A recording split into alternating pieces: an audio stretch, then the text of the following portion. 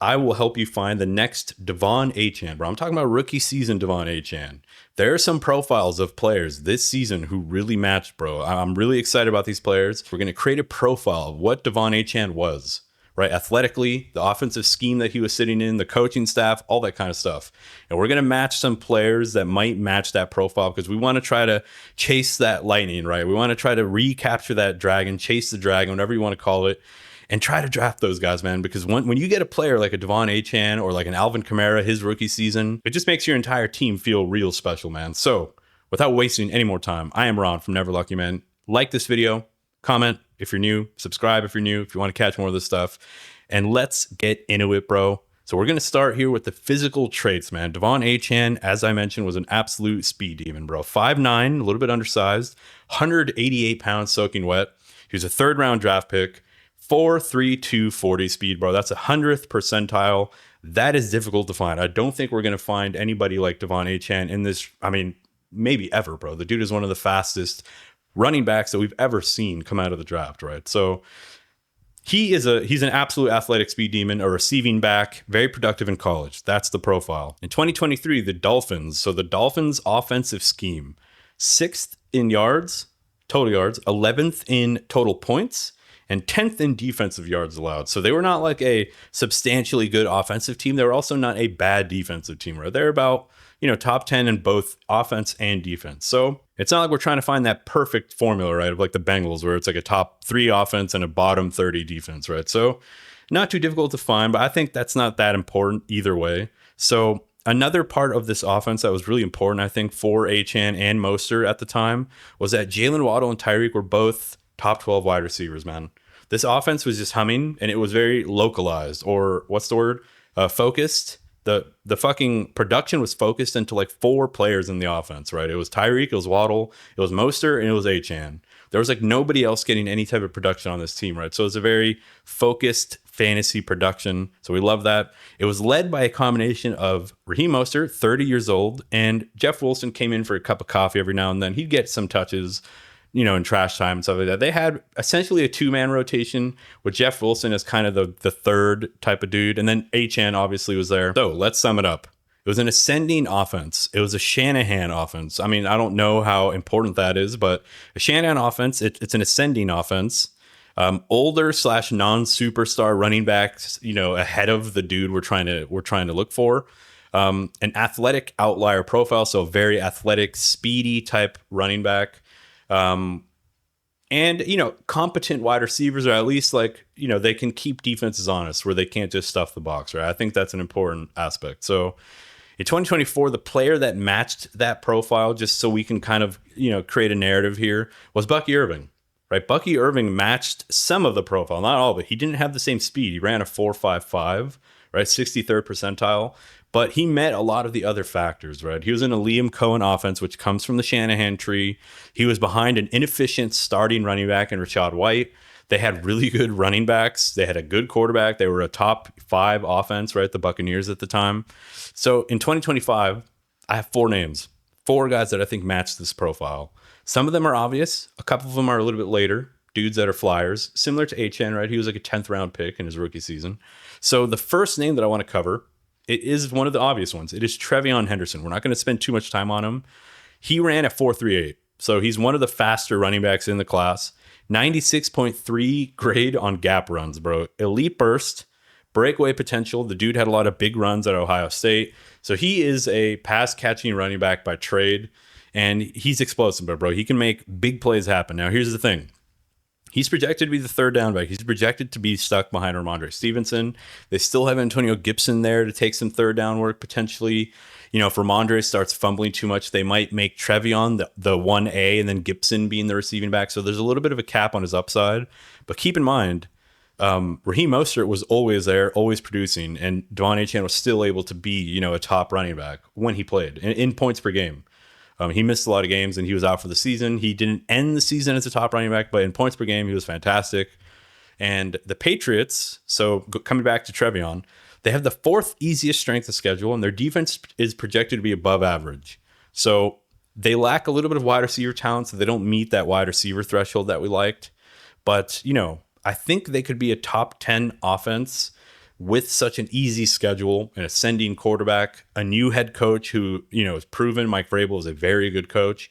They're a team that I think can surprise. Now, top 10 is a little bit rich. I think they'll be like borderline. I think they'll be like the 13th, 14th ranked offense in the NFL potentially. And that's why I think Tre'Von Henderson, I think the team just realizes that he's the best player. He's the most explosive, gives them the best chance to win, right? So I think his profile really matches what we're looking for in terms of athleticism, in terms of the offensive situation, right? He doesn't have like a big name player ahead of him. Ramondre Stevenson, I think, is somebody that he can easily take this job from. And the next player is somebody that I'm really excited about, bro. I'm kind of going to fly around here. I'm going to go, late, short, or early round, late round, early round. So it is Bashul Tootin. I don't know what the fuck his name is, but it doesn't really matter, bro. This man is being drafted outside of the 12th round in best ball at the moment. This could change. He could, fly up over the course of the summer leading up to our redraft leagues. But his athletic testing was better than Jahmyr Gibbs, Breece Hall, Kenneth Walker, and he had a very similar athletic profile to a Bijan Robinson, one of the better athletic profiles, right, coming out of college in the last couple of years. A 4.32 40-yard dash, check. I told you that was going to be hard to find. I guess not, right? Bashul Tootin, 100th percentile 40-yard dash, 98th percentile speed score, 97th burst score, 90th dominator rating, 84th in yards per carry, 82nd in bench press. I don't know, man. This man's profile is something. And when we get to the offensive situation, you'll see why. So he's currently sitting behind Travis Etienne and Tank Bigsby. Liam Cohen is now the head coach for the Jags. Liam Cohen was the man who made Bucky Irving who he was last season. So Liam Cohen also comes from the Shanahan tree. He's now the head coach for the Jaguars. It's expected that he's going to have a lot of play calling duties. So he's going to be very involved with the offense. We're expecting the Shanahan, 49ers / Tampa Bay Buccaneers last year type of offense, right? So a lot of like pre-snap motion, a lot of horizontal routes and yards after the catch potential. So here's the problem, right? Tank Bigsby and Etienne represent thorns in the side of Bashul Tootin. It's not like he's sitting behind a Raheem Mostert the way Achane was, right? A lot of people really like Bigsby as like an early down runner. And, Travis Etienne is 1 year removed from being like a top 12 running back, right? So I think they're both going to be better than obviously Raheem Mostert was, or even Rachaad White in terms of efficiency. But here's the thing, man. This coaching staff is not very high on Travis Etienne. Earlier on in the offseason, bro, I remember scouring Twitter for this. There was a quote that came out in which the Jaguars' new regime of coaches and executives is not so high on running back Travis Etienne, according to league executives who have spoken with ESPN's Jeremy Fowler. So even considering the fact that they're not really high on Etienne, they're probably still going to use Bigsby, and they're probably going to use Tootin as a gadget player, as like an explosive guy. Even then, we don't need Etienne to get phased out. We don't really need Tank Bigsby to get phased out, right? As I mentioned, Raheem Mostert still got his. He still got his production. He had 16 or 17 touchdowns, right? So I think Bashul Tootin is somebody where I'm targeting him everywhere I can, bro. He has a athletic profile super similar to Achane. He's got the speed. He's in an offense that's very similar. I think this is an offense that's going to be well improved, bro. Like in terms of offensive environment, they're not projected to be like a top 10 offense in terms of volume or in terms of projections. But this is a team that I think could outperform, bro. They're in an easy division with a new head coach who brings a nice, exciting offense to the table.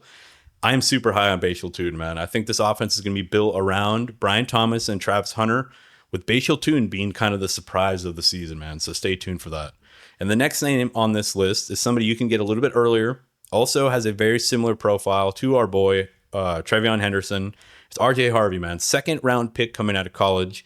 Currently going about the 5th or 6th round. So it's a little bit late, right? That's kind of like right there in the running back dead zone. But here was his college profile. So he had a high stuff rate, meaning he got tackled quite often at the line of scrimmage or like before the line of scrimmage. But he also was one of the highest in yards after contact. So either he was getting stuffed or he was just fucking busting those for big runs or for big gains, right?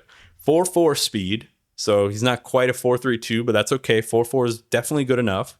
And he had a notably very strong receiving profile. He's known as a receiving running back, right? He's very competent in that respect. To sum it up, his film reminds me a lot of a guy like Bucky Irving or Tajay Spears. Receiving backs, explosive. They can really create on their own in space, right? That's something that we really love. That's a De'Von Achane type profile. And here's the situation with the Broncos. He is currently sitting behind J.K. Dobbins, obviously. Kind of reminds me of Raheem Mostert. He's an older but productive running back. You know, he still has some juice. He could still be a good early down back. That's fine. I think that's definitely fine in a Sean Payton offense, bro. So it's very difficult for me not to get excited about RJ Harvey and Dobbins, both of them in this offense, because we do remember what Alvin Kamara and Mark Ingram were able to do when Alvin Kamara was a rookie. Both, you know, Kamara was RB3 on the season, bro. Absolutely insane. He had 100 targets, 81 receptions for 826 and 5 touchdowns.